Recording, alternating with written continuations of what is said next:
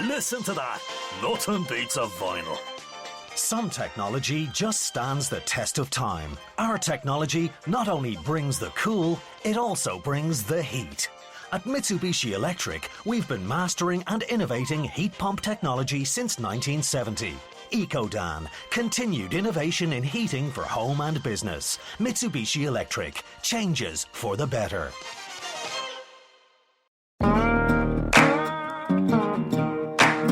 Real Life, Real Crime is a true crime podcast brought to you by Woody Overton and executive producer Toby Templey.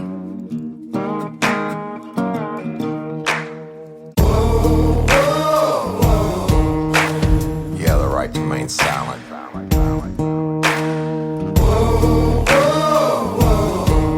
Anything you say can and will be used against you in a court of law. You have the right to an attorney prior to and during any questioning. You can't afford one to court appoint one for you. You understand your rights. Your crime spree was over, son. Yeah, you thought you had it licked, but Detective Overton made you should have turned to shit.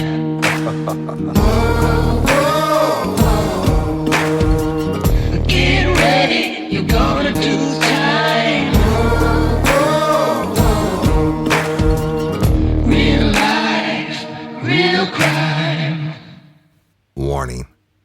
This episode of Real Life, Real Crime, the podcast, may contain descriptions of acts of violence or that are of a sexual nature. It should be for people that are 18 years or older. Heed my warning, people. I do not get the facts of these cases off of the internet or from some television show. The facts we're retelling you were presented to us by the victims of the crimes or the perpetrators who committed the crimes against the victims. My description of the crime scenes are what I saw with my own two eyes. If you're going to get offended, please turn this podcast off now. Thank you. Hello, everybody, and welcome to this episode of Real Life, Real Crime, the podcast. As always, I'm your host, Woody Overton. And today, I'm going to be starting, it's not going to be a series. I don't even know. I know it's going to be at least two parts, though. I'm going to call it PADtrax. It's PADtrax, and I'll explain that probably on the second episode. But this is different, y'all, and it's unique, but I think it's something that needs to be told, and it's certainly something that's part of true crime in every criminal case. Before I get started, a couple quick shout outs. I just want to tell you, all you lifers, I love you. Thank you, and I appreciate you. We're over 31,000 members now on a private group on Facebook. That's Real Life, Real Crime Friends, Fans, and Crew, KREWE.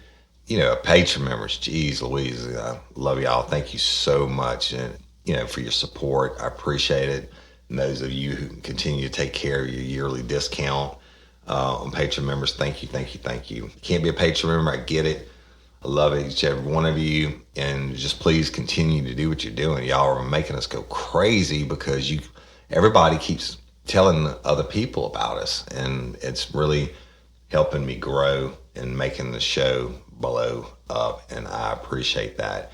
Stay tuned at the end of today's, we'll call it an episode, I suppose, and I'll do all that regular podcast announcer stuff. And maybe a couple updates. So I don't have any notes now. On some of the past stuff, you hear me read things and stuff like that. I am raw and I'm unscripted. I have been wanting to do this probably for months now. And then I got involved with the Monsters series, and I had no idea I was going to go 9 parts. But that was 9 hours, of a really, really good story. But in that story, because of that story and because of what supposedly, and I have no direct knowledge, but supposedly that female was, telling family members that the evidence was lost and stuff like that. It really, supposedly after she was pardoned, she was telling people that evidence was lost and stuff like that. And I want to talk about that. And that's what I want to bring knowledge and awareness, if you will, about evidence in criminal cases. And I'm going to give you an example of a case that I worked. And then I want all you lifers out there, I know one of you has had to have had a bad experience with evidence in a criminal case, or you know someone who has. Then I want you to message me. You can do it directly, or maybe I'll put a post on the crew page or whatever. And I want to start covering some evidence stories because it's so important. But more importantly, I found out how evidence can never get screwed up again and be the law enforcement's, I can't say any type of evidence.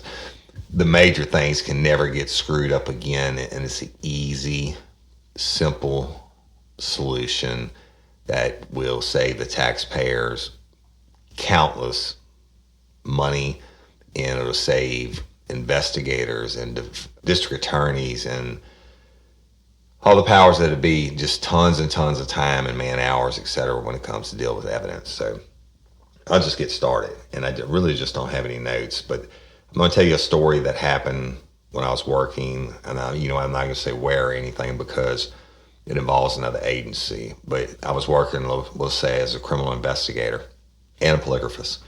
And I got a call one day from a chief of police, and he said, "Hey, got a really bad situation. Can we come in and talk to you?" I said, "Yeah, sure." So they came to my office, and he came in and he said, "What?" He said, "Look," he said, "we have a real clusterfuck going on at my department." And he said, "I don't know what to do." He said, "But, we need to get to the bottom of it." And I said, "Well, tell me what happened. Well, what's going on?" And he said that he became aware of some evidence issues in his department, and he had been becoming aware of it over the course of a year, but it finally came to a head. And so, let me see how I can tell this. Let me back up. Let me digress for a second. Let me give you the definition. I'm going to read this because I was trying to figure it out how I want to explain it. Let me tell you what evidence is, first of all right, the legal definition. Or not even the legal definition, but evidence in criminal cases. Law enforcement officers and prosecutors have a duty to preserve certain kinds of evidence. And it says the government has a duty to preserve certain types of evidence it collects during criminal investigations and prosecutions. This duty exists in order to protect a defendant's rights to due process and a fair trial under the 6th and 14th Amendments to the U.S. Constitution. The duty relates to the requirement that the government disclose evidence it will use against the defendant at trial, as well as any evidence that is favorable to the defendant. The duty to preserve evidence begins once any state agency or actor has gathered and taken possession of evidence as part of a criminal investigation. All right, so let me back up. Let's say I'm working narcotics on the street, and I pull you over, and you're nervous, and your pupils are dilated or whatever, and I ask for permission to search, or I go to pat frisk or whatever, and I find dope on you, okay? Let's say I find a pocket full of pain pills. Now, in the state of Louisiana, you can certainly be on prescriptions for controlled dangerous substance, whether it's, Adderall or pain pills or whatever it may be. But you have to, if you transport it from one location to another, you have to have it in your prescribed bottle, right? Well, let's say I find several baggies of pain pills individually wrapped due to my experience, I would say that was going to be for resale, right? Happen all the time, right? So when I place you under arrest for those pills, then I take those pills into evidence. What I would do then, that immediately starts the chain of custody. And, I take you to jail, I book you, but I have the evidence with me, right?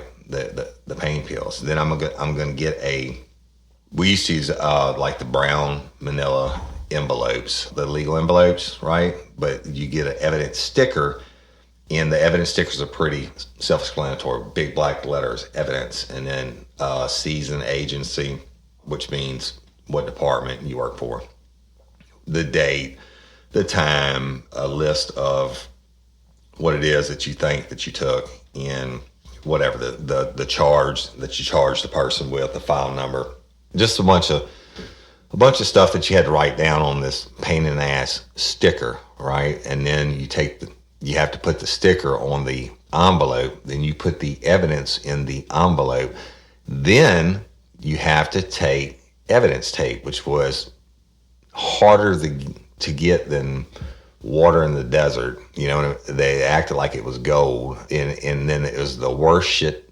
you ever wanted to mess with. It came on this roll, and you had to peel the tape from its backing, and it crinkled real easy. Well, and when it crinkled, it would tear, the coloring in it would tear. So basically, that's used for somebody tries to open it. You could tell it's been tampered with. But anyway, so you have to seal the whole envelope. You have to seal where it licks and sticks to the envelope. That's got to be sealed. But anywhere there is a corner or anywhere where the envelope meets the envelope, it's got to be covered. And then you cover it on the tops and the bottoms, down the middle spine of the envelope. And then everywhere you have a slice of the evidence tape, you have to initial half on and half off the evidence tape. And why is that? Because now it's in my custody. I'm putting it in the custody of this envelope. I'm sealing with the evidence tape. And then I'm initialing. Now, when it's sent off for analysis, or that's whatever it may be a knife used for trial, whatever it may be. When they go to open it up, they can tell the chain of custody has not been broken. They have to sign for it, first of all. And then when they go to open it up, they can tell the chain of custody has not been broken because that tape hasn't been jacked with, right? So then you have to do a lab submittal form. I'm going back to these alleged pills. You have to do what they call a lab submittal form. And on the lab submittal form, it's a long, lengthy son of a bitch. But it starts out the agency, and back then it was in like triplicates, right? The agency, date and time of seizure, who the suspect was, what the charge is, description of the evidence. I mean, it's a long deal. Then the lab submittal part, what it needs to be tested for. I mean, it's just it's a lot of paperwork, y'all, but it has to be done. And once you fill out the lab submittal form and you sign it, you have to turn that in with your piece of evidence. And let's go back to my Livingston Parish Sheriff's Office days. There were two ways you could turn in the evidence. There was a mailbox, a locked mailbox downstairs in the courthouse in what they called the civil office. That's where the sheriff handled all the civil paperwork, but that was something that was easily accessible to road deputies and narcotics deputies. People that worked after hours, had the courthouse key, they could get in, and they had a key to that office, they could get in, and you go to drop your evidence, and it's just like any other mailbox, right? You open, you drop it, and you close it, you can't open that bitch. But they had one lady in the detective's office who would go down. I don't know if she went every day or whatever, but when she would go down, she would had the key to the mailbox. She would open it up, get all the evidence, put it in a big box, take it upstairs to the detective's office. Now, this wasn't her only job. She did everything in the office there was to do, from scheduling to transcribing the tapes to whatever, but evidence was part of her job. Didn't have a full-time evidence custodian, but she would have to go through this evidence, log into an evidence book that she had received it, and then schedule it to go to the Louisiana State Police Crime Lab for processing. Okay. And back then, the Livingston Parish Sheriff's Office had to have an appointment every time they were going to drop off evidence. Well, they dropped off evidence once a week at, I think, 10 o'clock in the morning at the Louisiana State Police Crime Lab. And when I was in detectives, it was just shit luck of the draw. Or maybe it was good for you if you weren't busy, or if you just wanted to take a ride for a couple hours and burn up your whole morning and eat lunch in Baton Rouge, right? But if you were the detective, you were, if she could grab a hold of you that morning and be like, hey, do you have anything going on? I need somebody. It's Wednesday. I need somebody to take the evidence, right? So you get this big box of evidence, It could be firearms, dope, whatever. You don't know what's in it, but you have to sign for it from her, continuing the chain of custody. Sign for it from her. Then you take it to the Louisiana State Police Crime Lab in Baton Rouge, and at 10 o'clock you go. They let you in one at a time, and at 10 o'clock they buzz you in, and you go into the secure thing, and they have two evidence technicians that would process your evidence. Now, they would take each individual item of evidence out, read the file number, they log it into their system, they go through on the lab submittal forms if it's narcotics, and let's say the deputy didn't sign it or whatever, they refused it. All right, they took you had to take the evidence back and give it back to the lady, reverse the chain of custody, et cetera. You know, if there was any kind of screw ups, it had, you know, they would catch there. They were very meticulous. So anyway, you turn over the evidence to them. Then they go and send it to whatever department needs to go to, whether it's firearms to be tested for ballistics or narcotics and what have you. And it's, who knows how long it's going to take? Who knows how long these different technicians are backed up and all that? But of course, dope would be the most, or narcotics would be the most prominent one, or the busiest section, I would believe. So anyway, so you turn it over to them, they take it, so they establish a chain of custody, they have it in their lab, right?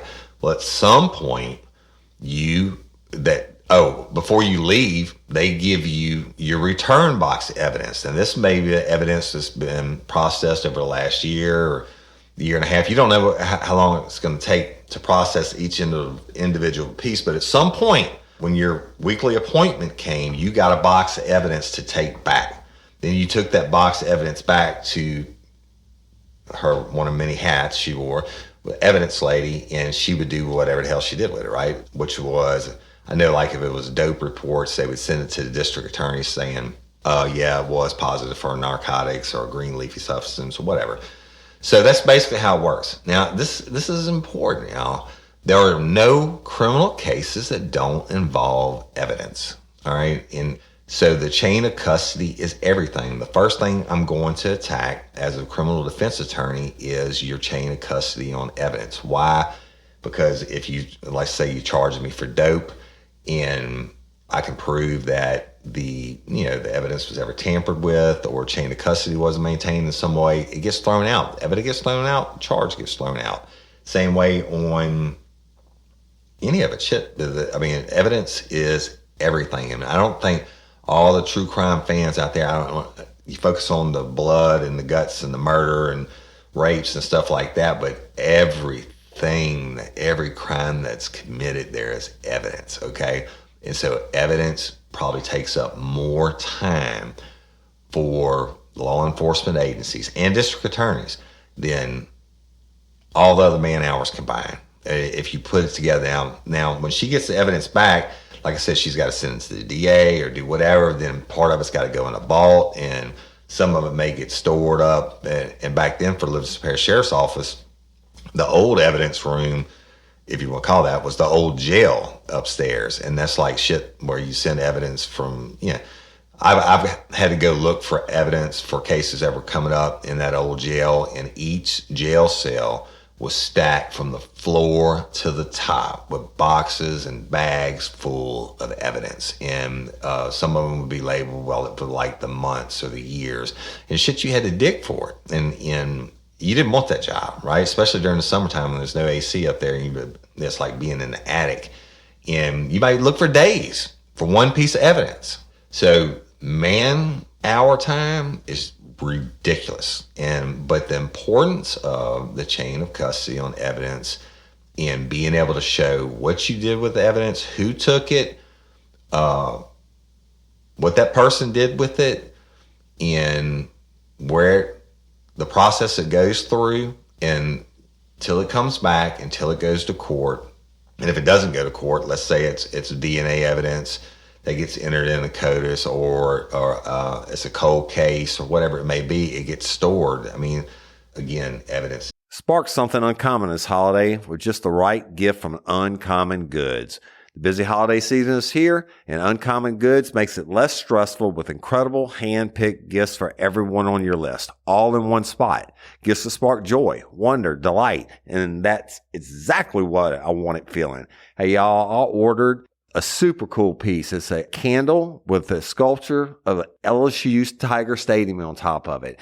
And each officially licensed laser cut wooden replica features up to 4 layers of detail, creating a bird's eye view of a specific football field, seating section, and more. And every label includes your stadium's name, the team's logo, and school location. And it has a coconut, soy, vegan wax infused with sandalwood smell that creates tailgates and touchdown scent profile, reminiscent of game day.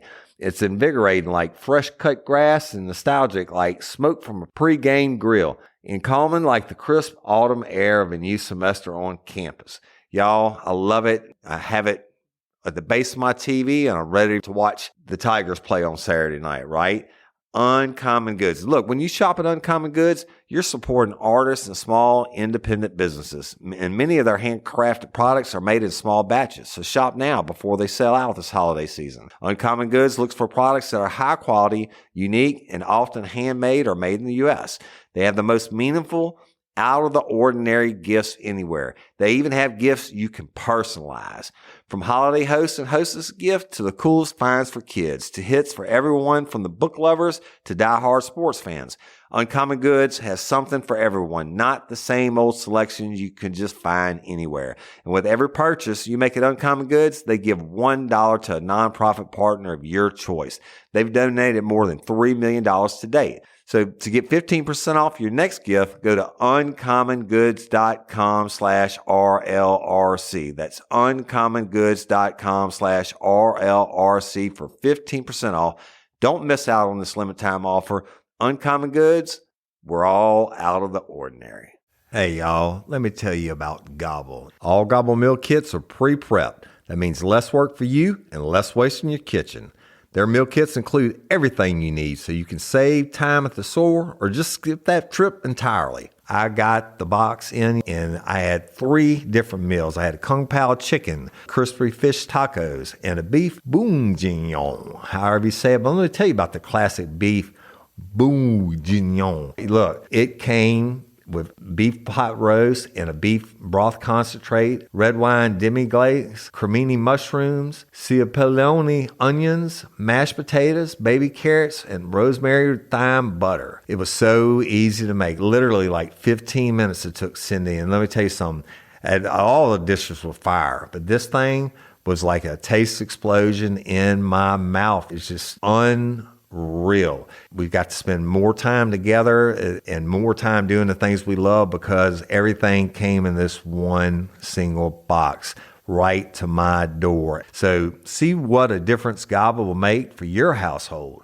Right now, they're offering my listeners a fantastic limited time deal. You get $120 off across 4 boxes plus free shipping and free cookies. And let me tell you, those cookies, I ate one that was sin baked and it was delicious. Go to gobble.com/real life. That's GOBBLE.com/real life for $120 off your first 4 boxes. This offer is not available on the home site, so don't miss out. This is genius. It's taste explosions in your mouth like you never had. Is everything. Now let me get a little bit into my story, and then I'll try to explain to you what I'm getting at. So back to that time that Chief comes in, and I'm not going to say who it is or anything. They came in with one of their people, we'll say. And he's like, look, he said, I got alerted by the district attorney's office that we have evidence issues. I said, okay, tell me what's going on. He said, well, you know, it took Chief about a year and a half ago, and he said, when and theirs was a smaller department, and they had an evidence room, but it really was like a walk-in closet, but only a couple people had access to it, so just like the lady who had access to the mailbox to try to maintain a chain of custody. But he said that the DA reached out to him and was like, hey, where is, or not to him, so his department, backing up again, there's a lot of assistant DAs, y'all. And I mean, you may be dealing with 4 or 5 different ones just in the 21st Judicial, which like in Livingston, then they have ADAs in Tangipahoa Parish and in St. Helena Parish, et cetera. So there's a bunch of them. So it's not uncommon for you to have a different ADA on different cases. It's not just one person you're dealing with. But anyway, he said his office was getting calls from different ADAs over the past year and a half asking about, hey, where's the evidence at on this case? Where's the evidence at on this case? But it was from different ADAs, and they were asking about it because the person would get arrested, they would get booked in, the evidence would be taken, like I told you, and taken into their evidence locker and supposedly sent to the lab and all this. And so the person has to make their initial court appearance. Of course, they're going to plead not guilty. Then they get a motions date, like 3 months down the line, 4 months down the line, or whatever. And generally by that time, the evidence has come back. The DA is able to look at it. You know, when they get up there to do the prosecution, they're doing like 50 people in a day, right? So they're looking at the files. They have the files pooled, but they look at it as they get to it, and they get to it. And the judge says, let's, the state of Louisiana versus whomever, and where we're at. And the DA would look at the defense attorney would say, well, Your Honor, we hadn't received confirmation from the lab that it was even narcotics. And the DA will look it up and say, oh, Your Honor, the lab report hadn't come back yet, right?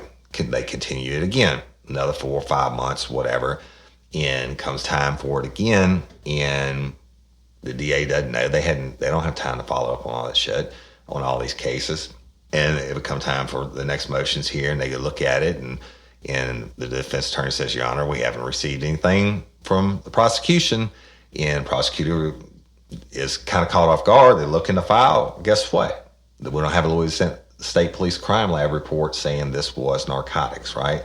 So they asked for a continuous again. Well, shit, about the 4th time that happens, they're like, you know what? I need to check on this shit because the judge chews them out. And so they call the department and say, hey, I need to know what the status is on this evidence that y'all submitted. So they would get, time to time, they would get calls like that from different ADAs and then the same ADAs. And finally, one of the district attorneys called up. The chief said, he said, look, she called me personally and was furious and said she got to continue 4 times because of the lab results not having come back yet on the evidence. And the judge dismissed the case, threw it out. They said, well, you know what? This is ridiculous. It's been too long. The case is dismissed. And the DA was demanding, but I mean, that's a bad look for them, right? So the DA was demanding. The chief said, I want to know where the hell this evidence report is, and we need to make sure this doesn't happen again. Then that ADA went back and started looking at other cases from this department. Guess what? Certain types of narcotic cases, she never got a lab submittal form back where the crime lab says it is or isn't dope. So he said when she called, she chewed him out about it. He went to look at it and he pulls the log file from the file number. Now, let's say Officer Joe Blow arrests Tommy Doodoo Head on January the 20th of 2005. Well, any evidence that was submitted from January 20th, 2005 to February, whatever, to the next lab appointment, and for them it wouldn't have been every week like it was for the Livingston Parish Sheriff's Office because it was so much bigger. That all that evidence in that period of time, like ours was every week, and then all that evidence that was turned into that evidence locker was submitted to the lab at the same time. He goes and pulls it and looks, and it says on the book that it's been submitted, and calls the crime lab. They said, nope, don't have that file number. Remember, I told you these lab technicians at the crime lab, they don't play, and your shit had to be correct. It's like, well, that doesn't make any sense. It says it was sent in the box of evidence on such date. And she said, I'm telling you there's no file number in our system of any evidence. There's no trace of any evidence having been done like that. And he was like, oh shit, man. And so he said he went to the evidence room with another person, because you don't want to go in by yourself in case something happens, right? Chain of custody. Went into the evidence room, starts looking for this one case in particular. And of course, it's like any department that doesn't have a full-time evidence technician, even the ones that do, there's so much evidence they have to dig, and they dig. He said we spent 4 days, Woody, 4 days digging, looking for this one piece of evidence. And he said, and guess what? We found it. The problem was when they found the evidence envelope in the lab submittal form, the lab submittal form was covering it up. It was supposed to have these pain pills in it. They picked up the envelope and it was empty. Somebody had slit the bottom of the evidence envelope, like with a knife, and shook out what was inside, evidently, right? Well, that's a problem, okay?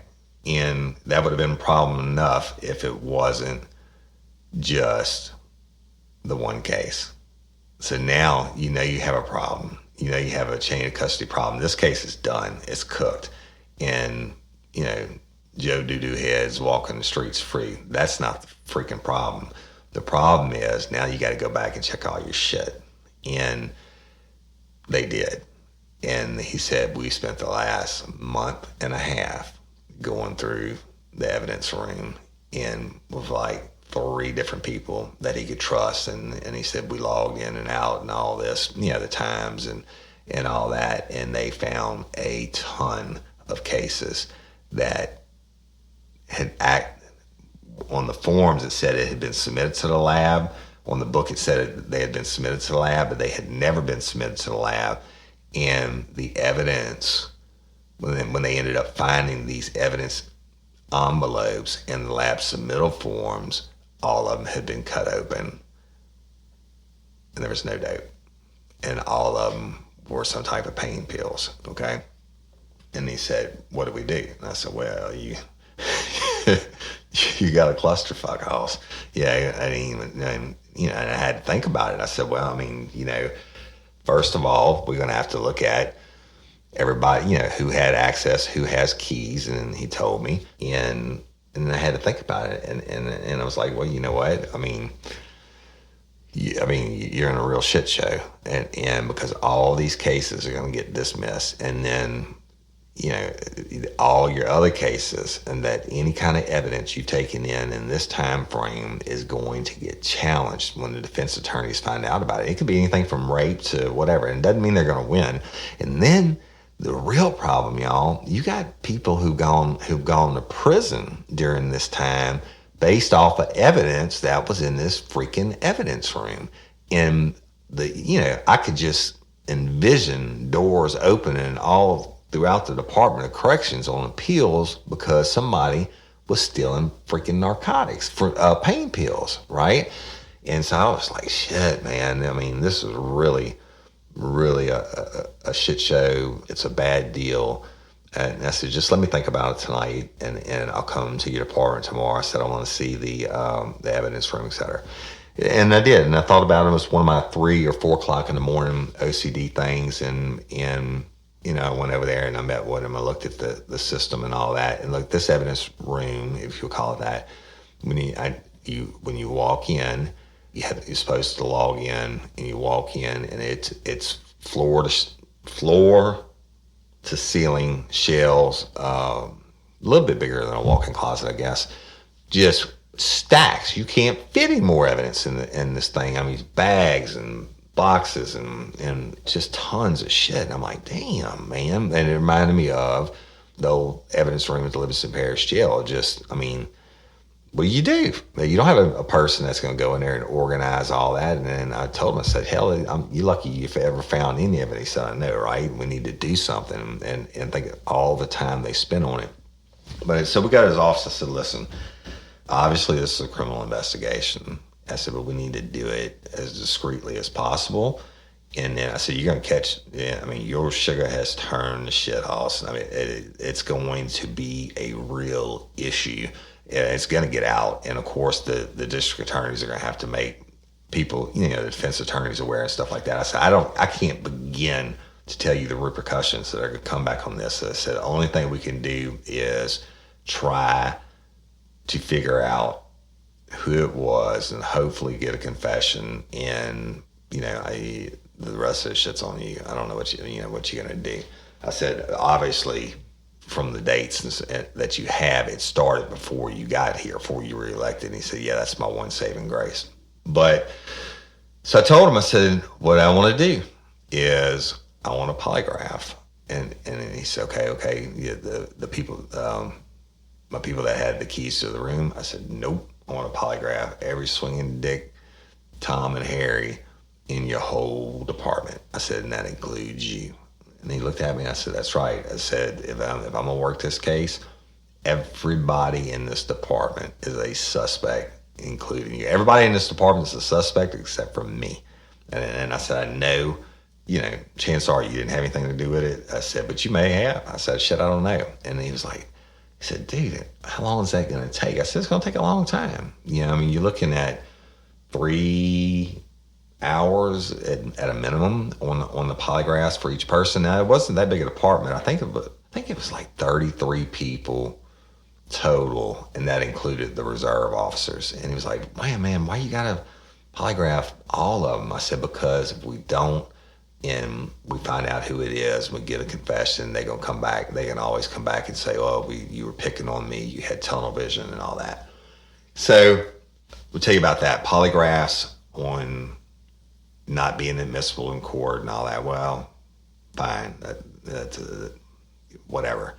Okay, but the deal is you cannot force anyone to take a polygraph under the 1988 Employee Polygraph Protection Act. Normal. You can't even request a normal employee to take a polygraph exam. You can tell them about a lost theft situation and say, hey, we have this situation and we're going to bring a polygraphist. Would you be willing to? But you can't demand that they do it unless the provision under that law, there's a provision under that law that excludes government agencies. I think pharmaceutical companies, police departments, stuff like that. High risk, I guess you would call it high risk, not high risk, high security issues, right? And so police departments are one. Now, here's the deal. I'm the chief. I can tell Officer James, hey, I need you to show up tomorrow morning at 8 o'clock. You're going to do a polygraph for Woody Overton about some missing evidence. Well, Officer James shows up and comes to do the polygraph for me. I go advise him his polygraph rights, etc. And he was like, well, you know what? I don't want to take it, but the chief said I have to. And so under the 1988 Employee Polygraph Protection Act, normally you wouldn't have to take it. I said, actually, you don't have to take, he's ordered you to take the test, right? And they're like, yeah. I'm like, okay, well, they cannot fire you for failing the test, but they can fire you for refusing to take it under the 1988 Employee Polygraph Protection Act. The government, I forget the term, y'all, the security threat thing, that the employees that can be compelled to take the test. It's the craziest thing ever. They can be, you can order them in certain agencies, you can order the employees to take the test. You cannot fail them.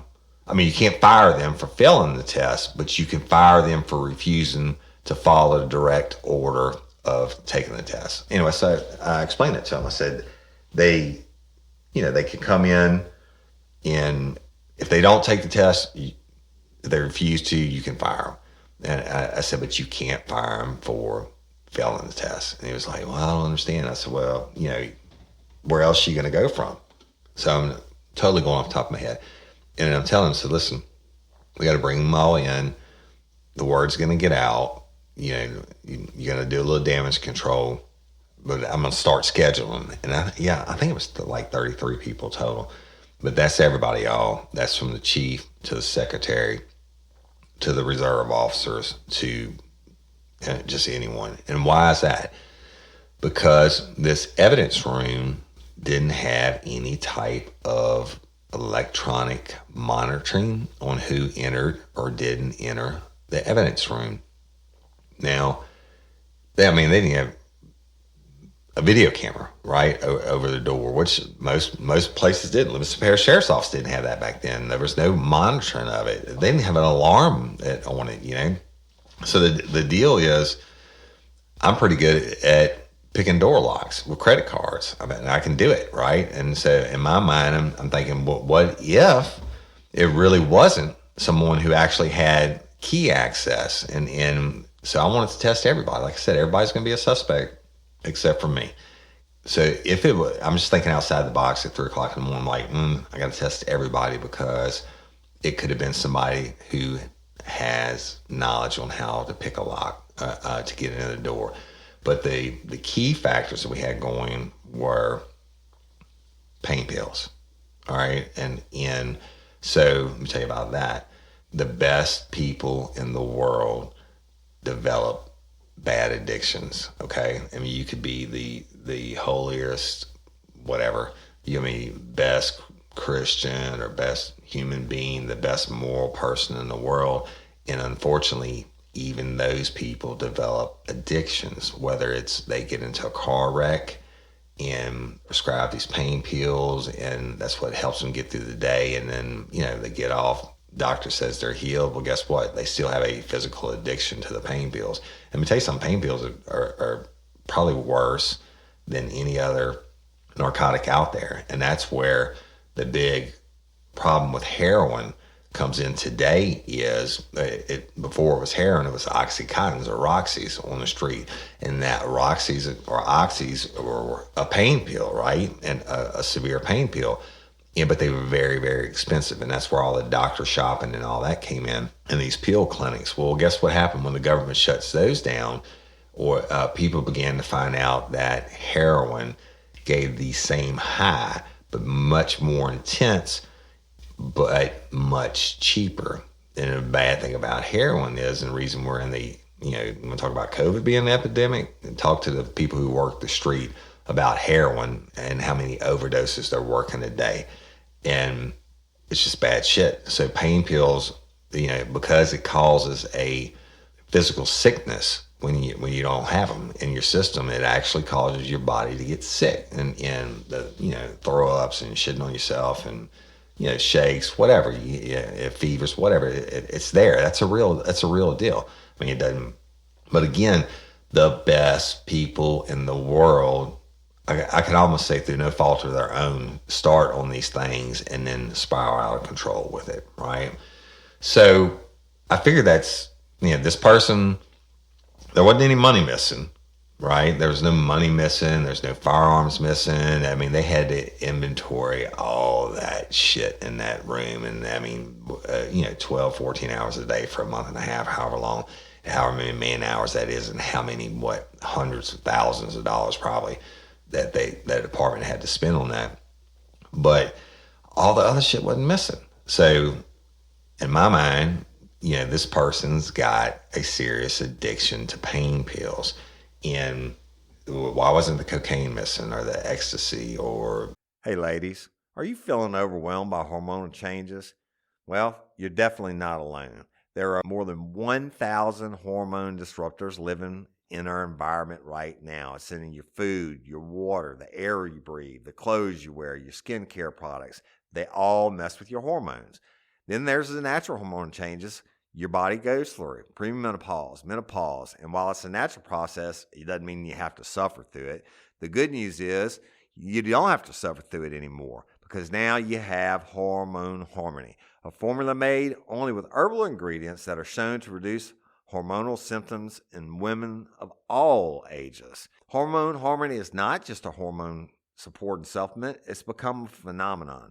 Women can't stop talking about it on social media. A bottle of Hormone Harmony is sold every 24 seconds. And the biggest benefit? Well, my wife says it makes her feel like her own self again. And that's what women mention over and over in the reviews. And there are over 30,000 reviews for Hormone Harmony. And for a limited time, you can get 15% off your entire first order at happymammoth.com. Just use code RLRC at checkout. That's happymammoth.com and use code RLRC for 15% off today. That's happymammoth.com and use code RLRC. The weed, right? Because they weren't using it. And so I'm looking for someone who has a pain pill addiction. And probably, I'm thinking as an investigator that probably it is going to be somebody who has access to the room. I mean, because most people don't know how to pick doors and stuff like that. But I told him, the chief, I said, listen, I want them all. And we can start scheduling. I said, I want the people who actually have access by key. I said, first of all, you need to take all the keys and change the keys, and nobody gets in it except for you or one other person. Y'all go in together at a time from now on to correct this while we conduct this investigation. So, and of course, they had done that already when they found out the shit show it was. And so I said, I want the people who actually have access or had access to it to come last. Now, y'all, you don't get access to the evidence room and have the trust placed in you in the evidence room to go in and handle that kind of stuff unless you're way up there. Okay? And there were only a couple of people who had access to the evidence room. And the problem was, and it wasn't a problem for me, the problem for them was I knew them all. And I had worked with them over the years. And now I was going to be investigating them from a criminal standpoint.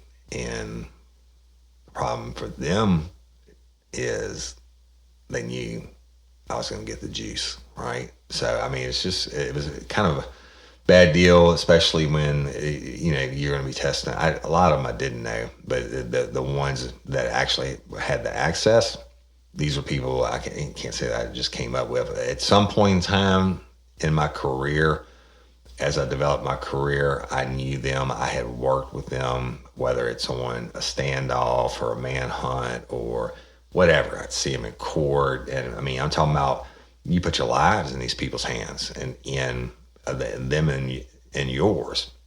And now I have to investigate them from a criminal standpoint. And one of the questions I got last week on the Ask Me Anything episodes, somebody asked me, did I ever have to investigate one of my friends or coworkers? And I had said no, other than on a few occasions where I had to arrest a cop for whatever. But I really wasn't thinking about this, y'all. So this was one. And it wasn't going to be easy, but it is what it is. So they started setting up the appointments, and I scheduled 4 a day. And under Louisiana law, the polygraph law, and yes, there are polygraph laws that the polygraphists have to follow. They generally don't want you to test. 4 a day is like really pushing it. And the American Polygraph Association guidelines and Police Polygraph Association guidelines, you just don't do. I think 4 a day really is frowned upon, to be honest with you. I think 3 a day is enough because you as an examiner, polygraph examiner, you have to be sharp and you have to go through the process. And I want to explain the process, and we're probably going to run out of time for this week. The process is first person comes in and I greet them, tell them who I am, tell them to have a seat. And the first thing I do is advise them of their Miranda rights. And y'all know what they are, but I read them the Miranda rights, not under arrest, but I want to question you about missing evidence from the evidence room at your department, right? So I have them initial every line, sign it, that they understand the rights. Well, fuck, they understand the rights. They're police officers. But then the consent to question. Hey, I was doing it all legal. You know why? Because I never knew when some jackass was just going to just throw up a confession on my desk. Blah. And I'm like, oh, shit. They like on the David Constance case when Christina Constance came back. Tina said, these ladies need to talk to the detective if you have a minute, and I didn't. But I took them back there, and her friend said, she wants to tell you something, but she doesn't really want to get in trouble. And I was like, okay, go ahead. And she said, my husband's made me have sex with his 16-year-old nephew. I'm thinking, general Lewis and Parrish bullshit, right? And then in the next breath, she says, and he makes me my own son's. And I was like, oh, stop, Miranda. So anyway, that's why I did it, even though they were cops. I Mirandized them because I just never knew what somebody was going to tell me. So I Mirandized them, consent to questioning. Hey, they didn't have to say shit, right? Even police officers. You have police officer bill of rights. They have their own right not to say, to incriminate themselves. So I get that, and then I get into polygraph rights. The polygraph, there would be no surprise questions. I'm going to summarize it for you. Something like, the process would be explained to me. There'll be no surprise questions. I don't have to answer any questions that I don't want to. I can stop the polygraph examination anytime that I want to, blah, blah, blah, blah, blah, blah, blah, blah. And under Louisiana law, you have to give the polygraphist permission to actually administer the test to you. All right. So that was the next step. And then once you get on past polygraph rights, then you go into the medical questionnaire. Now, the medical questionnaire covers everything from what type of medicine you're on to how many hours did you sleep last night? When was the last time you ate? Have you had any major injury or surgeries in the last 6 months? If you have, it's like going to your fucking doctor's office and filling out the thing ahead of time. Have you ever had this, and this, and this, whatever, right? So when we complete the medical part, the pre-polygraph test, complete the medical part, the polygraphist then has to make a determination as to whether or not the examinee is mentally and physically fit to sit and answer the questions for the examination, right? Or sit to the polygraph test. And hey, some people weren't. Some people were jacked up. I'll get into it next week because I'm running out of time. Some people are not, when they appear, and I learned it after the case, the false positive case where they had that poor girl up for, well over, between her going to work the day and then being kidnapped and held overnight, and they had her up all day, the FBI questioned her shit, and then bringing her to me 48 hours later. I shouldn't have done that test, right? But I was a rookie. I wasn't a rookie this time. And so I get them through the medical part, determine whether or not they're mentally and physically able to take the test, and boom. Then I go into the reason that we're there. And I'm going to say, hey, I always, on this case, on every one, I'm going to say, look, obviously you're here because they had some evidence issues at your department. And I would say, I want you to tell me everything that you know about this from A to Z. Paint it like a movie for me, right? Act like I know nothing. And I would kick back and I would listen to them. And some of them didn't know dick. They were like, I don't really know. I heard a rumor that some evidence was missing from the room, and I would ask them, well, have you ever been in the evidence room? Whatever, just general questions, picking their brain as to their knowledge of the situation. And then once they completed it and we got done talking about the issue, and I said, well, look, now we need to make up the relevant questions for the test. And the relevant questions for this are simple. As I said, they're really, really easy. It's just going to be, I think I used 2 questions that you faced, but it was, did you slice open any of those evidence envelopes in the evidence room? No. And I think the other one was, did you take any of that missing evidence from the evidence room at your police department? And I define that question as any of the missing evidence. I would come back and tell them, I said, listen, there are pain pills, narcotics that are missing in X amount of cases. Envelopes were sliced open, and that's the first relevant question. Did you slice open any of those evidence envelopes? No. And the second question was, did you take any of that missing evidence from those envelopes that were sliced open in your evidence room? No. Boom. Easy peasy, right? Then I had, the rest of the questions developed, which are irrelevant questions or control questions or directed lies, whatever the hell you want to call them. Doesn't matter. But those had to be worked in. Then you give them a full explanation of how the polygraph works.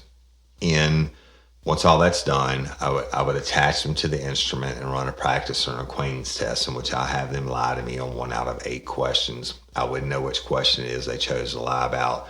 At the end of that test, I would tell them to answer no to every question, including the questions that they were going to lie about. And at the end of the test, I would tell them which question it was that they were lying about. And it always gave them the bug eye factor, if you will, right? When I told them, you were lying about. And as soon as I could watch it, ask questions, y'all. I said, did you do such and such?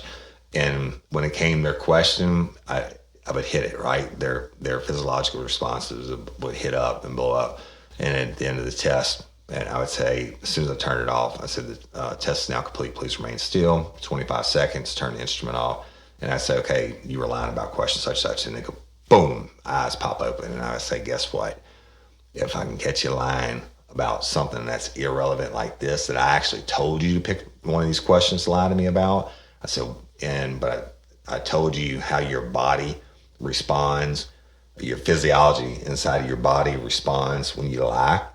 I said, if I can get your question on something that's irrelevant to you like that a direct lie I told you to lie to me about, I said, what's it going to look like when you lie to me, or if you are going to lie to me on these relevant questions about the evidence being missing, and when you got criminal charges and everything else coming down the line. So that's called setting their psychological set. And at that point, they're holy shit, and they got all the stuff attached to them, and they were boom. And then once I knew I had their psychological set correct, I would then do the test. And I'm gonna stop it now because I'm pushing an hour. So definitely going to continue into it next week. I'm gonna tell you what happened in this case. It's crazy. All right, and then I'm gonna tell you what happened in this case next week, and then I'm gonna tell you about another case that is even more shocking, and it has to deal with a rape that a guy still is doing life for, an aggravated rape, but it's evidence issues on this, and I'm going to tell you about that. And then I'm going to tell you how all this shit can be fixed. And it absolutely blew my mind when I found out the systems and the technique that had come up to solve all this. All these man hours, all this chain of custody, all this stuff is now easily fixable and has been fixed in many departments around the United States, and I'm going to go into that later on. So I'm stopping right there for today. Now, updates, and y'all, I know this is outside the norm, right? I mean, this episode, but I think it's so important. I think you're going to find it very interesting when you find out what happened in this case, and the rape case I'm going to tell you about, and how to fix it. All right, now stop it. Courtney Coco, you know it. John Bell Edwards, March 1st, before they can have another grand jury in the state of Louisiana because of COVID. Man, I'm so fucking tired of that. But then every time I get that and I look at her picture on my bedside and in my truck, and I get a little bit discouraged about it, and I think about it, and I'm like, you know what? How dare I get discouraged when that family has been dealing with it for 16 years. 16 years I've been dealing with for a couple, and so that makes me, it doesn't make me any less mad, but I guess buys me a little bit more patience. But y'all just hang in there and keep praying. I think you're going to hear some things that are going to be interesting soon. Miss Barbara Blunt's case, please, please, please call in your tips. And yes, it's the height of COVID, right? And yes, the difference is, again, I had to get this paper out. The difference, again, on Courtney's and Miss Barbara Blunt's is Miss Barbara Blunt's has a professional law enforcement agency Sheriff Jason Nard and Livingston Parish Sheriff's Office that want to solve this crime. And they're working with me, not against me. So the Justice for Barbara Blunt, the hotline tip line is 225-395-1302. Local advertisers, I'm going to say this again, y'all, we're doing it for all these national companies. And I'm not complaining. Patreon members don't have to listen to the commercials. I'm not complaining. I know I'm blessed to have podcasts that has such a following that we can, make some money on the commercials. But I would rather the commercials benefit local businesses. I'm all about support local. So if you want to advertise, we have the sky is the limit on it. I mean, everything from social media to public appearances to, especially after COVID, to the podcast commercials, whatever. I mean, we're open to anything. And we're working with some local companies now, and that's pretty cool. So y'all, if you have a local business and you want to blow us up, and we have all the demographics and the big package that goes with it that we had to submit for the national companies, I think you'd be very surprised if you saw the numbers, because the lifers rock. Lifers rule. I do hashtag lifers rule, and they are the best fans in the world. So follow me on Instagram at Real Life Real Crime or at Overton Woody. Patron, or you want to be a patron or find out about it, go to patreon.com/Real Life Real Crime. And again, they have that deal. We just started offering like a month or so ago, 2 months free with the annual membership, and y'all are blowing that up, and I appreciate it. Facebook, y'all, we have all the different Facebook pages. Real Life Real Crime Lanyap page. You can go there. I think it has 4,000 or 5,000 members. You can go there and post anything you want. If you're life, you got to be admitted to the group, but you can go there and post anything you want. Like if you sell stuff or recipes or whatever the hell, anything that's not true crime related, go to the Real Life Real Crime Lanyap page and join you. There's a lot of cool stuff in there, y'all, and go check it out. And our Dream Team moderators will get you approved to there or the Real Life Real Crime Friends, Fans, and Crew page. You have to be admitted to that. That is strictly true crime related, unless I make an exception. That page, y'all, is just really interesting. I interact with everybody on it, but there's a lot of stuff that's on there, and it's not for the faint of heart. So, y'all, I've been maxed out on my friends on my regular page on Facebook forever. It's at 5,000 members, and Facebook cuts me off at that. So I get friend requests every single day. I like a lot of them, and I'm telling y'all, I can't. When you send those, I can't even respond to it. I can't accept it. It says you have past 5,000 members. So I have the regular Real Life Real Crime page, or you can email me, woody@realliferealcrime.com or whatever, right? So I guess that's it. I'm gonna get off the high horse for today. Not the high horse, but all this podcast stuff. And I know I'm over an hour now. But LOPA, I'll always end with this. LOPA, the Louisiana Organ Procurement Agency. And I started this new thing last week. I have a map of the world with all these countries. I mean, so many pins and all these countries across the world. I pick a different one.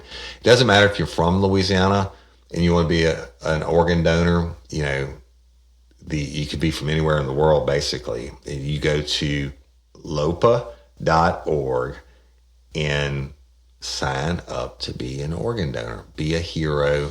Give the gift of life. And let's say one of our listeners in Myanmar, Myanmar, whoever you are, I'm sure it's only one or two of you. Y'all, you could go there. Y'all could go to LOPA. You don't have to be from Louisiana to do it. It is my passion, and I'm going to be doing some LOPA stories in the future on homicides and how their organs save lives. So that's it. And I'm Woody Overton, your host of Real Life, Real Crime, the podcast. And until next time or ever, don't let me catch you down on Murder Bayou. Peace. Get ready, you're gonna do time.